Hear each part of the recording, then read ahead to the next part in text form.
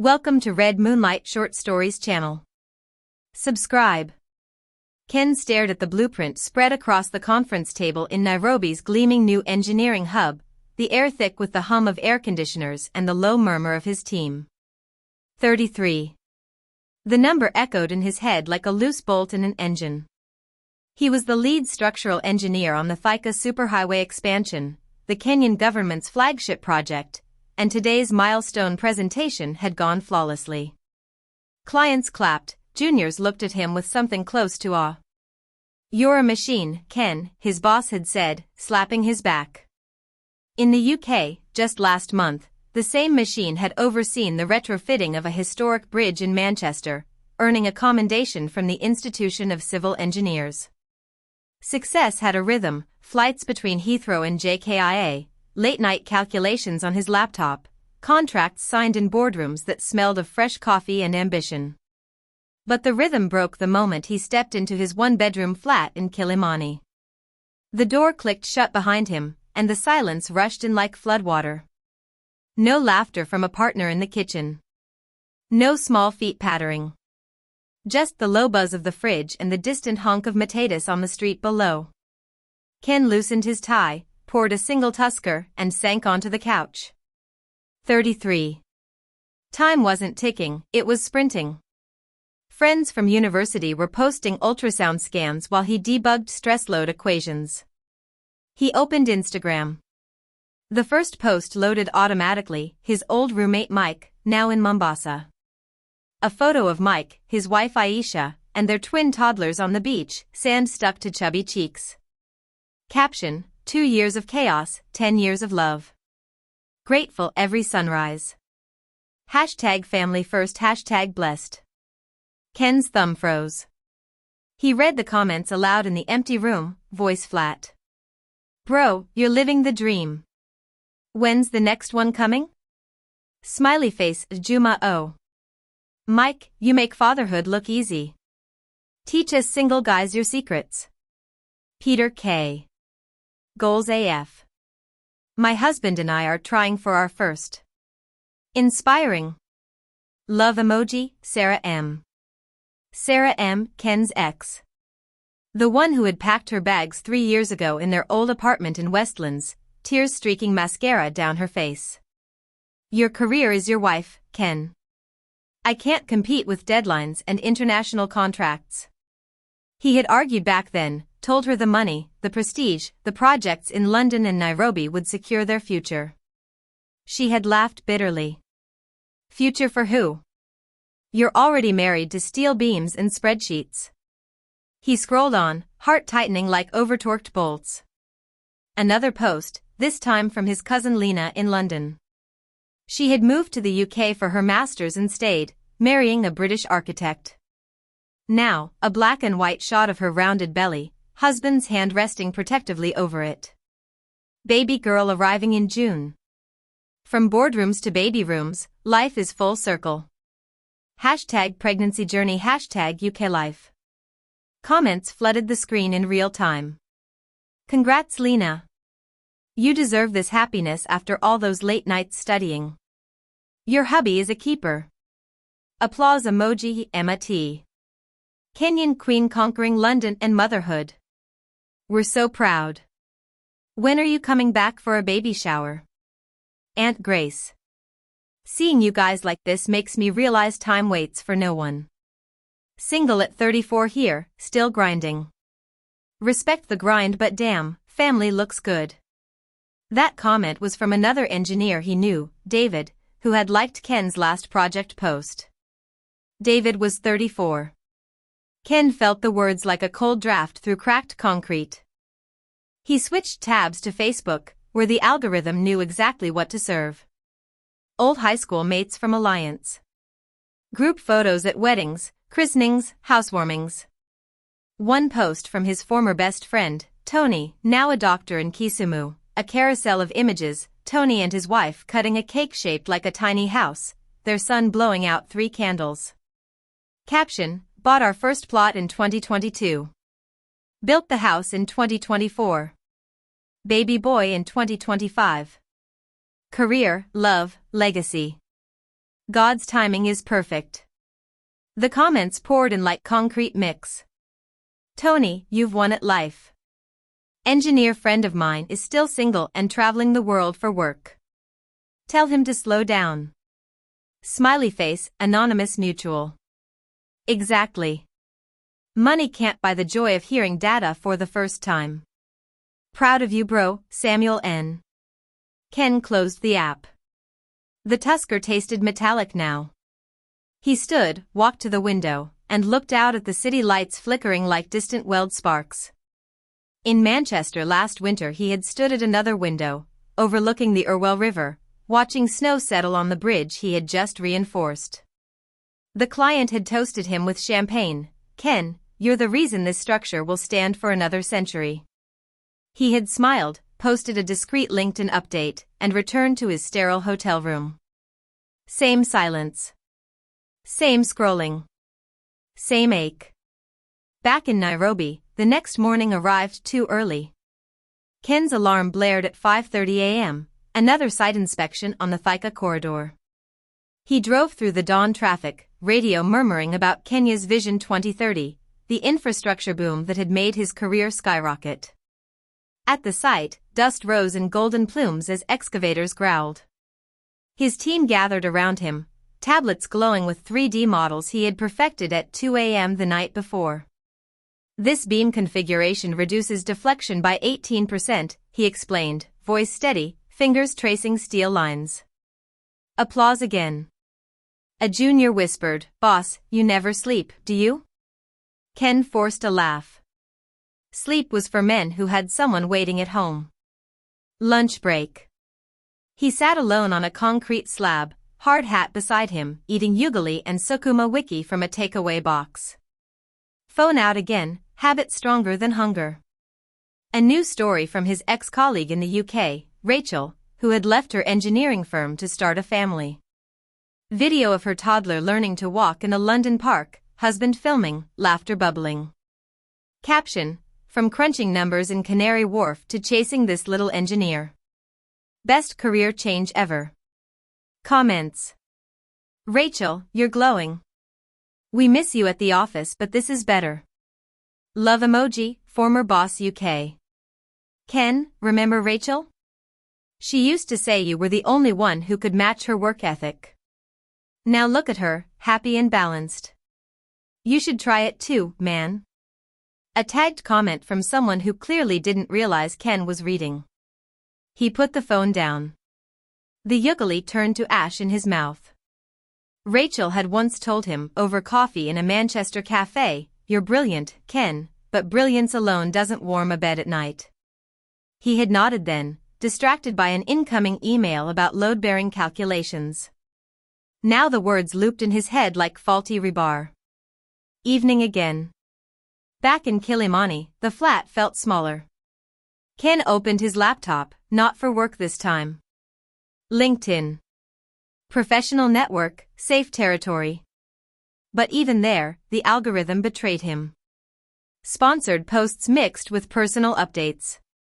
How I balanced my civil engineering career with fatherhood, my top 3 tips, from a UK-based Kenyan engineer he followed. Photo of the man in a hard hat, toddler on his shoulders at a construction site. Ken read the article anyway, each paragraph a fresh crack in the foundation he had built for himself. He typed his own name in the search bar. His profile appeared, impressive, lead structural engineer, projects in Kenya and UK, passionate about sustainable infrastructure. 2,347 connections. Endorsements in structural analysis, project management, seismic design. No mention of the quiet evenings, the empty passenger seat on flights, the way his mother's calls now ended with gentle pressure. Ken, when will you bring someone home? 33 is not young anymore, Mwanangu. He clicked on his ex's profile, Sarah M., private now, but he still remembered her last public post before blocking him. A simple black screen. Sometimes the strongest structures are the ones you walk away from. Comments beneath had been sympathetic. Girl, you did the right thing. Career men are married to their jobs. You deserve someone present. Best friend. praying you find your peace. Ken was always too focused, brilliant but absent. Mutual colleague. The word stung worse than the Manchester cold. Brilliant but absent. Successful but insufficient. He closed the laptop and lay back, staring at the ceiling fan spinning uselessly. Outside, Nairobi's night traffic roared on, people heading home to families, to warmth. In the UK, the clocks were 5 hours behind. Perhaps right now, in some Manchester pub, his old project team was raising glasses to wives and kids. He wondered if they ever scrolled his profile and pitted him the way he pitted himself in silence. Another week blurred past. Kenya project milestone achieved, photos in the Daily Nation, his name in bold. UK client emailed, ready for the next phase in Birmingham? He booked the ticket, packed the same suitcase he had carried for years. At the airport lounge, surrounded by businessmen and families, he opened Instagram one last time. Mike had posted again, twins on tricycles, Aisha laughing in the background. Comments. Living proof that you can have it all, career, kids, love. Ken from uni, you seeing this? Time to join the club, bro. Winky face, it's Peter K again. Ken locked the phone. The boarding announcement crackled. He stood, shoulders straight, the successful engineer everyone envied. Inside, the structure he had reinforced for everyone else, his life, felt suddenly brittle. 33. The beams were holding, but the foundation was cracking under the weight of solitude. As the plane lifted over Nairobi's lights, he stared out the window at the city shrinking below, wondering how many more flights it would take before the silence finally collapsed the whole damn thing. The rain lashed against the floor-to-ceiling windows of Ken's Manchester apartment, turning the city lights into smeared halos. It was March 16, 2026, and he had just returned from a late client dinner in Birmingham, another bridge retrofit secured, another commendation pending. At 33, no 34 now, the birthday in January had slipped past unmarked except for a quiet call from his mother. He felt the years piling like uninspected rebar, solid on paper, but prone to fatigue under unseen stress. The last relationship still haunted him. Sarah hadn't just left, she had dismantled him. The final night in Westlands 3 years ago replayed in fragments, her voice cracking as she said, "You build everything except us, Ken." He had defended his ambition like it was structural integrity itself, flights to the UK, the Thika project deadlines, the prestige that would one day buy them a house in Karen. She had stared at him as if he were speaking a foreign language. "I don't need a house in Karen. I need you here." The door had closed softly behind her, and the silence that followed had been louder than any argument. Since then, love felt like a flawed design, promising on blueprints, collapsing under real load.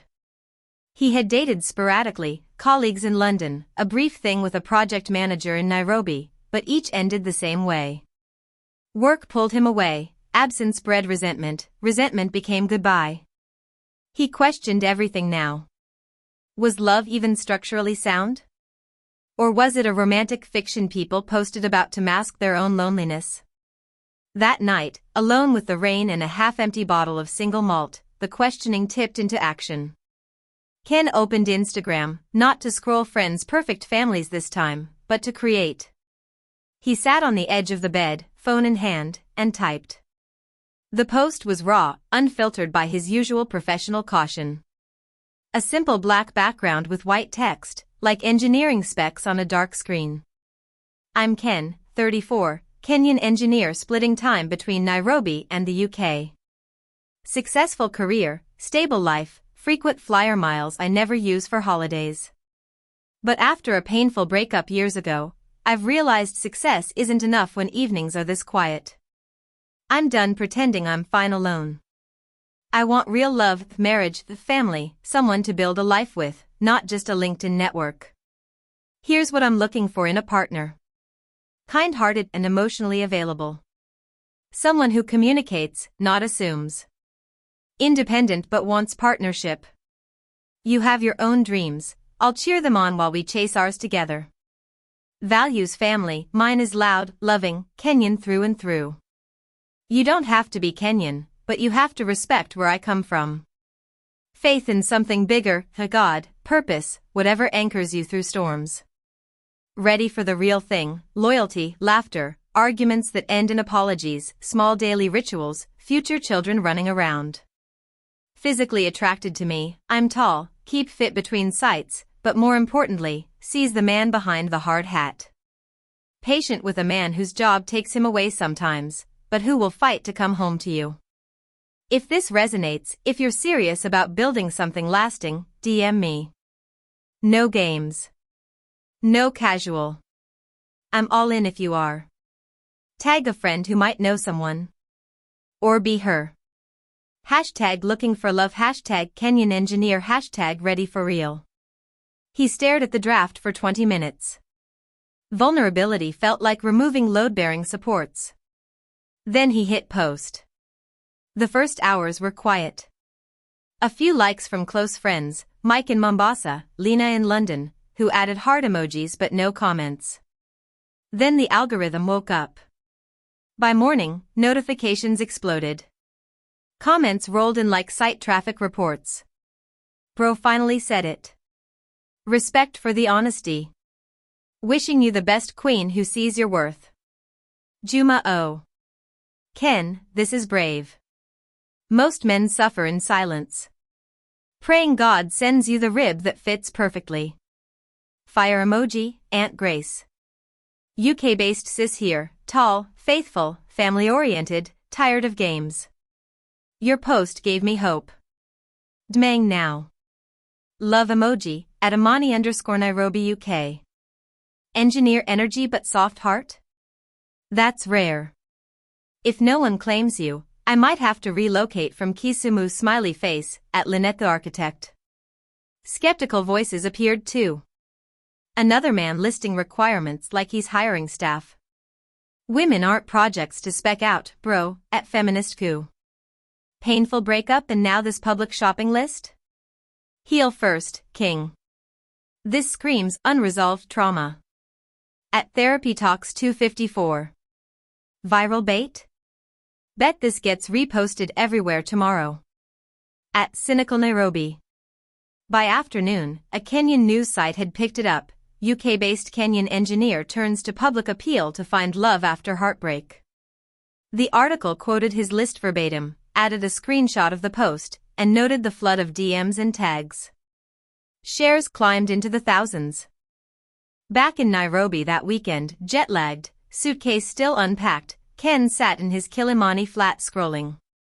The post had crossed platforms, reposted on X with laughing crying emojis, debated in WhatsApp groups, even memed, when the engineer specs his future wife like a bridge retrofit.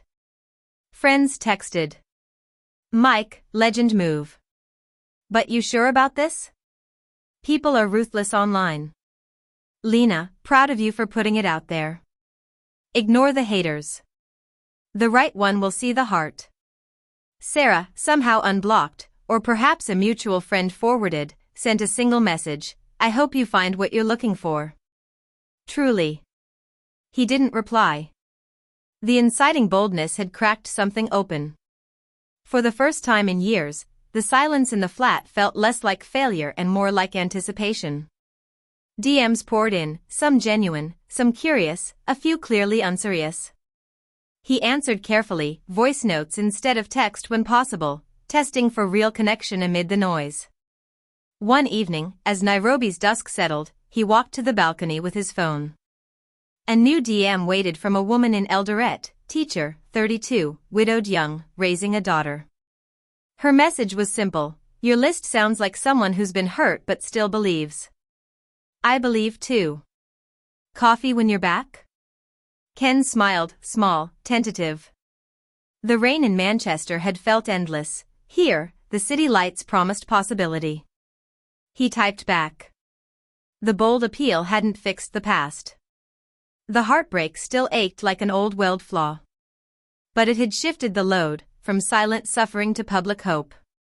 Time was still ticking, 34 now, but for once, the clock felt less like an enemy and more like a countdown to something worth building. At first, it felt like a trickle. A few notifications here and there, curious, cautious, manageable. Then it became a flood. Ken would wake up to unread messages stacking into double digits. Emails with long subject lines.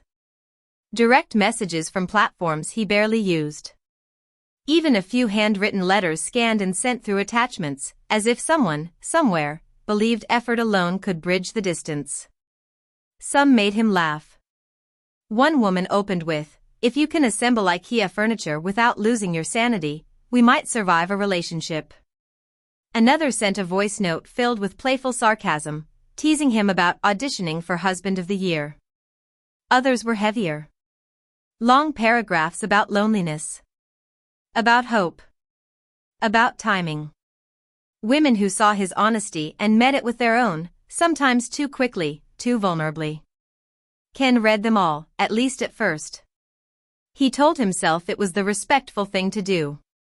But as the days passed, the messages began to blur into one another.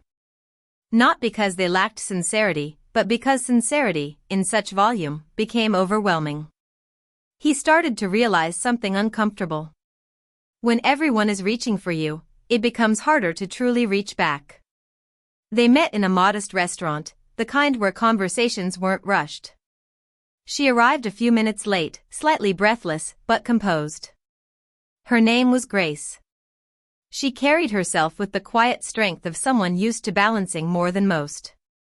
"Sorry," she said as she sat down. "My son decided today was the day he didn't want me to leave the house." Ken smiled.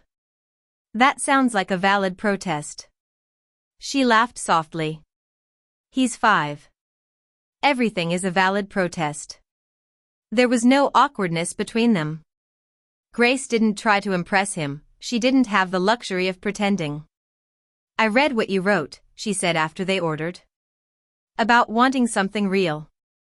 That stood out to me." Ken nodded. "It's what I meant." "I believe you," she said simply. "That's why I'm here." There was a pause, not uncomfortable, just honest. "I don't have a perfect situation," she continued. "My life is full already. But I'm not looking for someone to fix it. Just someone who can stand in it with me." Ken felt the weight of her words. "I respect that," he said. "More than you know." And he did.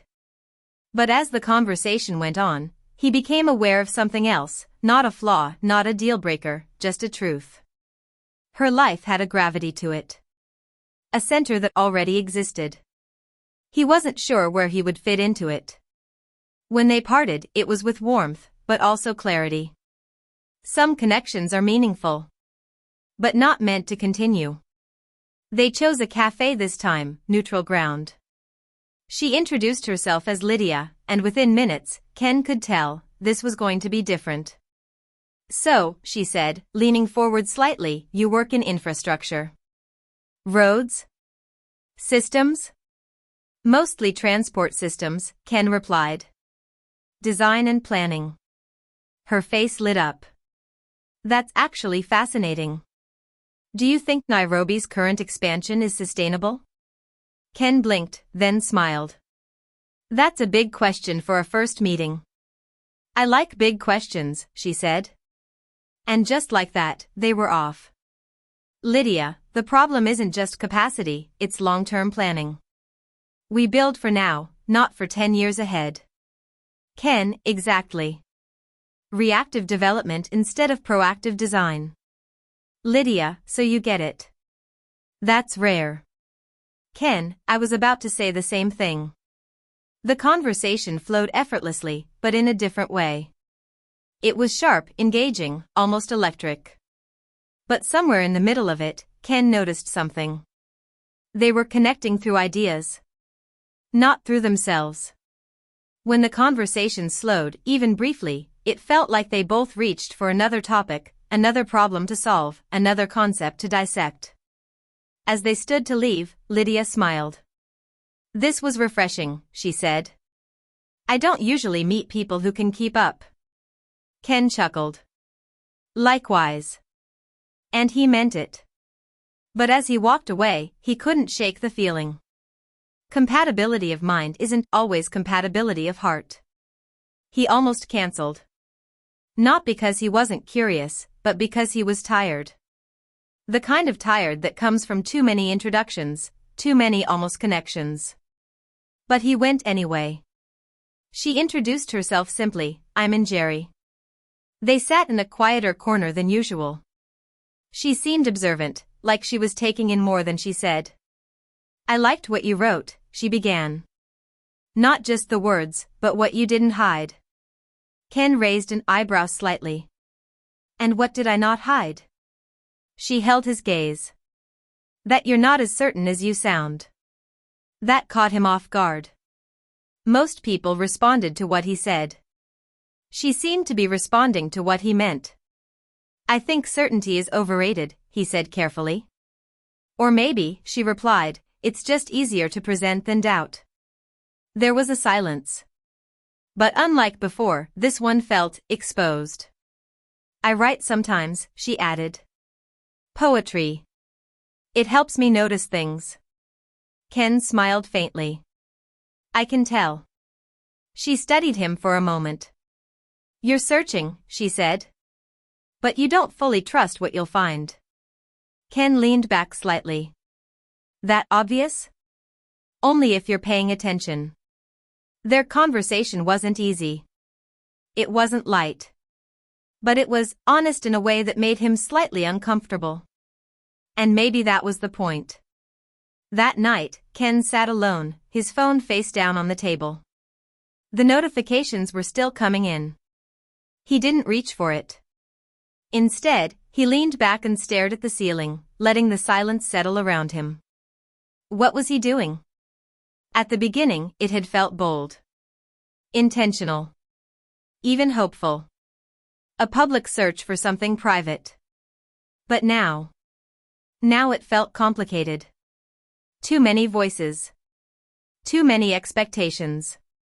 Too many versions of connection, each one real in its own way, but none of them fully his yet. He thought about Grace, her grounded, lived-in reality. About Lydia, the clarity and energy of shared intellect.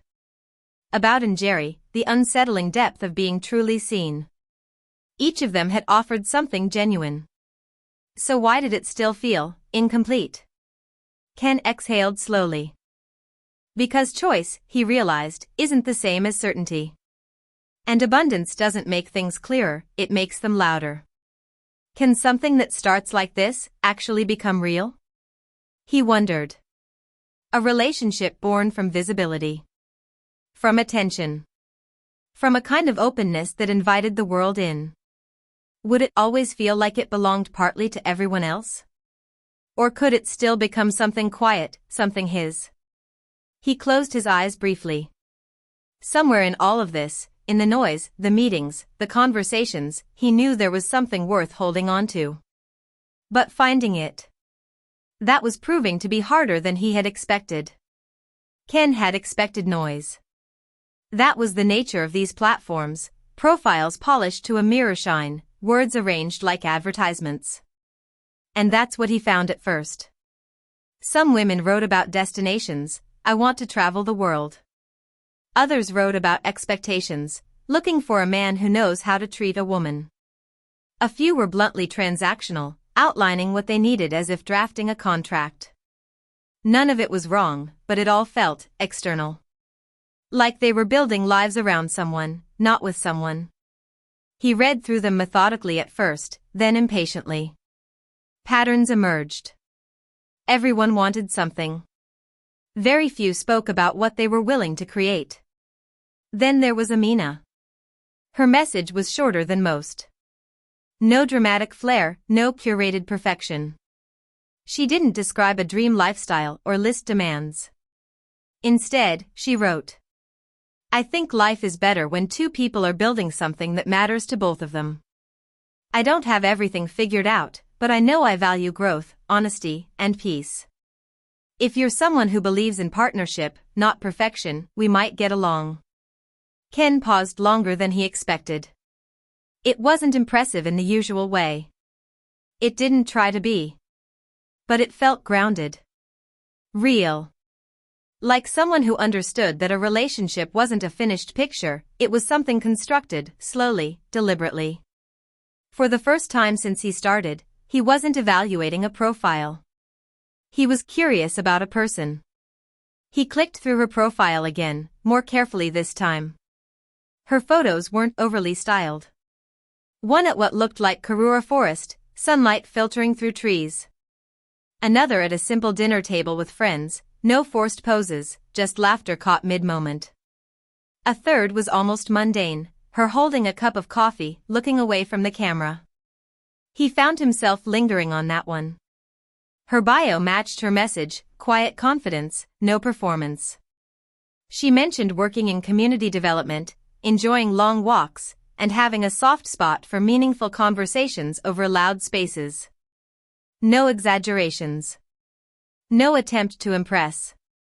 Ken noticed something subtle. She didn't try to sell herself. And somehow, that made her stand out more than anyone else.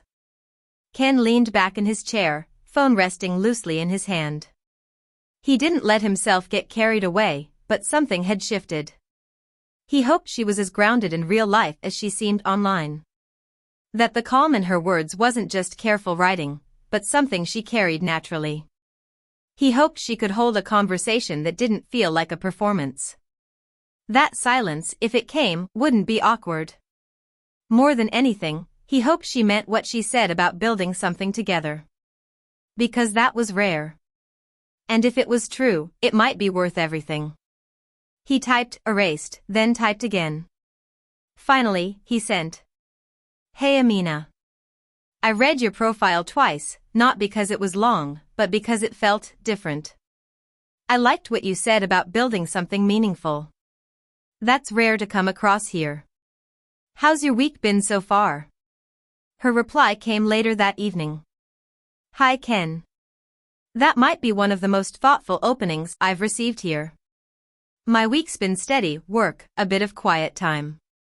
I don't mind different, so I'll take that as a good sign. How about you? The conversation unfolded naturally after that, no forced wit, no trying too hard. They spoke about work, about Nairobi, about what they valued in their everyday lives. At some point, Ken realized something unusual. He wasn't strategizing. He was just talking. A few days later, he suggested they meet. I've enjoyed talking to you this past week. Would you be open to continuing this over coffee? Somewhere simple, good conversation, no pressure. Her answer was simple. I'd like that. Simple sounds perfect. He arrived a few minutes early. The cafe was quiet, tucked just enough away from the city's noise to feel intentional. The kind of place where conversations could breathe. Ken chose a seat where he could see the entrance, then immediately wondered if that made him look too eager. He checked his phone. Put it down. Picked it up again. Then she walked in. No dramatic entrance. No cinematic moment. Just Amina, recognizable instantly, like she had stepped out of her photos without alteration. She spotted him, smiled, and walked over. Ken? There was something about the way she said his name, easy, certain, that settled his nerves. Amina. They shook hands briefly, then laughed at the formality of it and sat down. The first few minutes were light, comments about traffic, the cafe, how strange it was to finally meet in person. But underneath that, there was a quiet alignment. No friction. No need to impress. Ken noticed it in the pauses. They weren't rushed to fill them. At one point, she took a sip of her coffee and looked at him thoughtfully. You're quieter than I expected, she said. He smiled. In a bad way? No, she shook her head. In a present way. That stayed with him. The conversation deepened gradually. They spoke about purpose, about the lives they were trying to build, not in grand declarations, but in honest fragments. Ken found himself leaning in, not out of habit, but out of genuine interest. There was no spark in the dramatic sense. No overwhelming rush. But there was something steadier. Something that felt like the beginning of trust. As they sat there, talking as if they had skipped past the usual layers, Ken realized something quietly profound. This wasn't chemistry that burned fast. It was chemistry that held. And for the first time in a long while, that felt like exactly what he had been looking for. Ken didn't arrive at clarity all at once. It wasn't a sudden revelation or a single perfect moment. It came slowly, through time spent, words exchanged, silences shared. And always, somehow, it circled back to Amina. With her, things didn't feel like a performance. There was no need to present a perfected version of himself. She didn't expect certainty, she met him in the process of figuring things out. Somewhere along the way, Ken realized something that steadied him. Love wasn't about finding the right person in a flawless sense. It was about finding someone willing to stay, to build, to adjust, to grow, especially when things weren't easy. Not perfection. Resilience. Partnership. And with Amina, that possibility felt real. The air was crisp, softened by the quiet hush of trees stretching endlessly above them. Sunlight filtered through the leaves, breaking into patterns along the trail as they walked side by side. Amina wore something simple, comfortable, unpretentious. She matched the environment effortlessly. "I like this place," she said, glancing around. "It forces you to slow down." Ken nodded. "Or reminds you that you should have been slower all along." She smiled at that. They walked without urgency. Sometimes talking, sometimes not. At one point, they paused near a small clearing where the sound of distant water could be heard. "You're quieter today," she observed. "I'm thinking," Ken admitted. "Dangerous habit," she teased gently. He looked at her, then away. "I'm realizing I've spent a lot of time trying to figure things out in theory." "And now?" He shrugged slightly. "Now I think I just want to experience them as they come." Amina didn't respond immediately. She just nodded, like she understood more than he had said. And somehow, that was enough. Lunch at Cultiva Farm, Kenya. The space was open, warm, filled with natural light and the quiet hum of conversation. Fresh greenery surrounded them, blurring the line between indoors and outdoors. "This is nice," Amina said, looking around appreciatively. Ken smiled. "I was hoping you'd like it." "I do," she said. Then, after a pause, "But I would have liked anywhere we could talk like this." That stayed with him. Their conversation drifted into more personal spaces, family, past relationships, disappointments they rarely spoke about. "I think people underestimate how much work it takes to stay," Amina said, tracing the rim of her glass lightly. "Leaving is easy most of the time." Ken nodded slowly.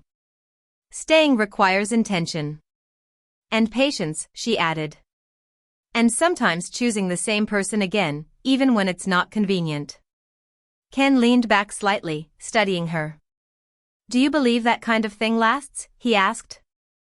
She met his gaze steadily. "I believe it lasts if both people decide it matters enough." There was no idealism in her tone. Just quiet conviction. Evening date at Ngong Hills. The wind was stronger up there, carrying with it the scent of earth and distance. The city stretched far behind them, small and distant, as if it belonged to another world. They sat on a gentle slope, watching the sky shift colors. "This feels like perspective," Ken said after a while. Amina tilted her head slightly. "How so?" "Up here, everything that felt complicated down there seems smaller."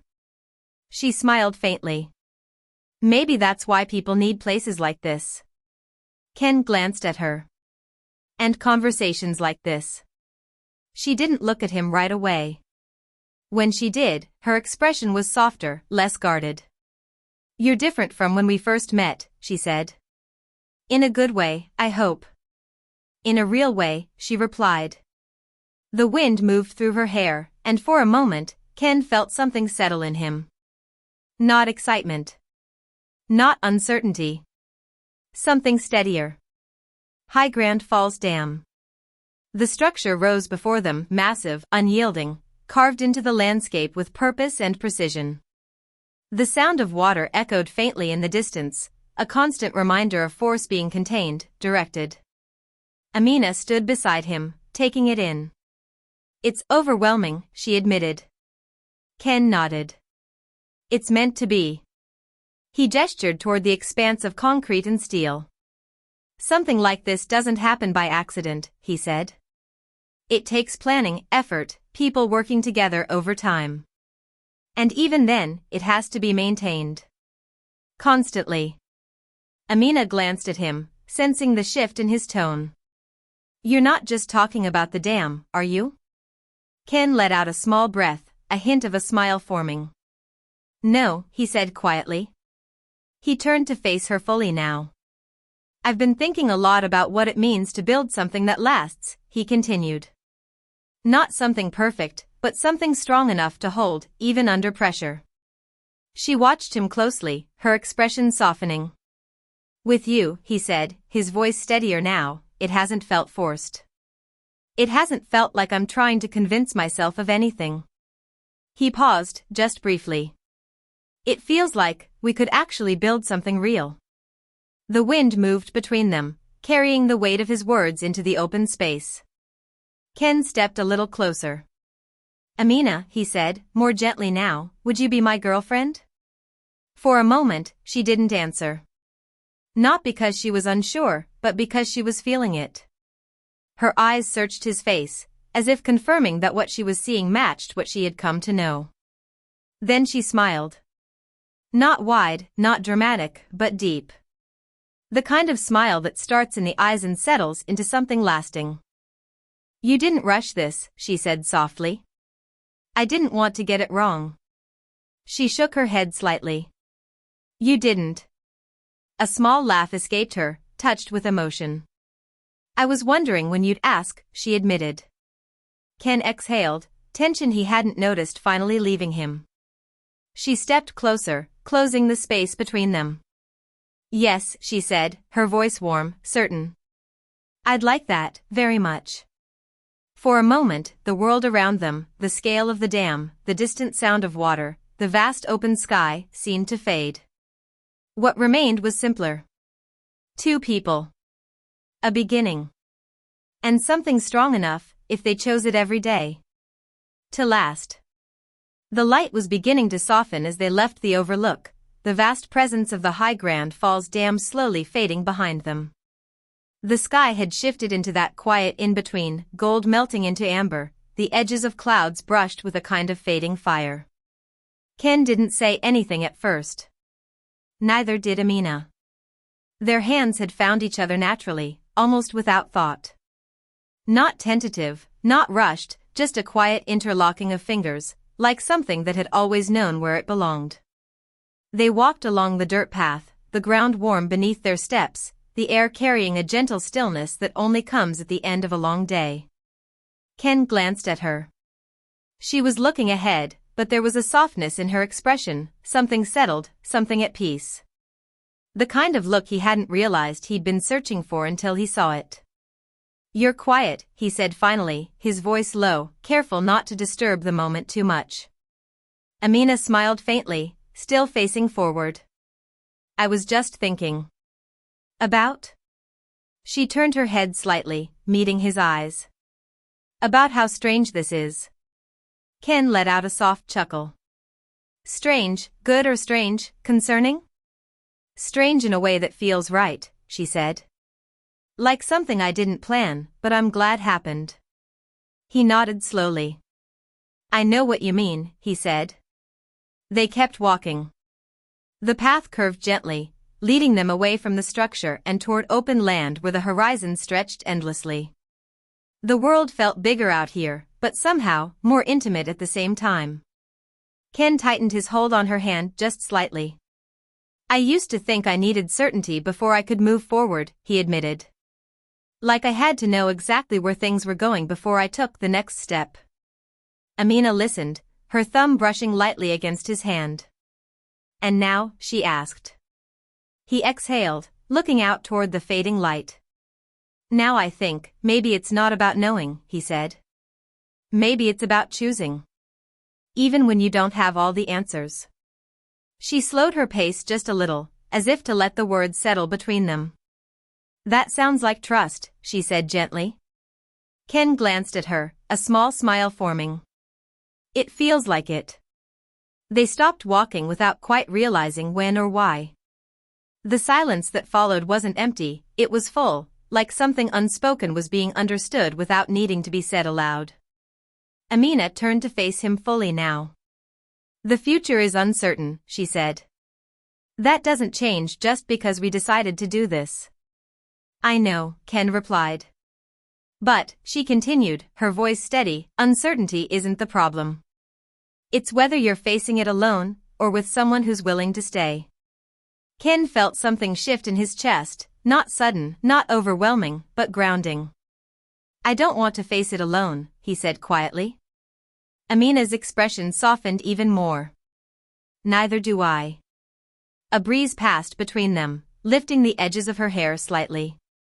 The last light of the day caught in her eyes, making them seem brighter, deeper.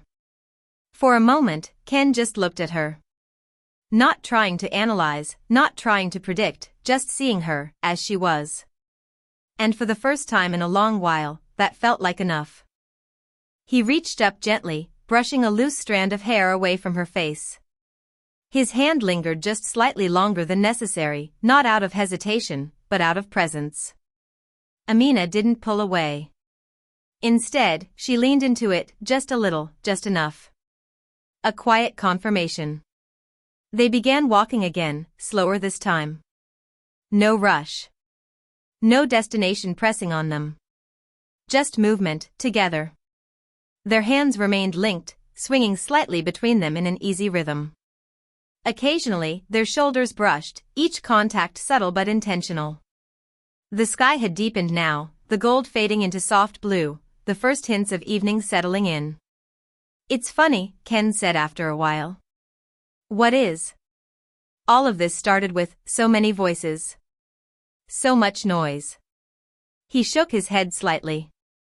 And somehow, it led me here. To something that feels quiet. Amina smiled.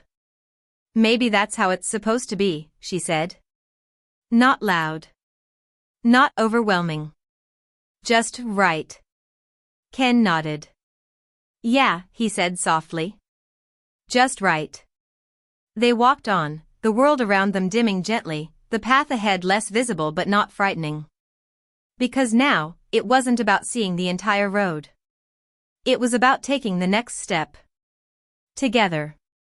And as their fingers tightened ever so slightly, an unspoken promise passing between them, both of them understood something simple, something true. The future didn't need to be certain. Not as long as they were willing to face it side by side. Comment for more stories.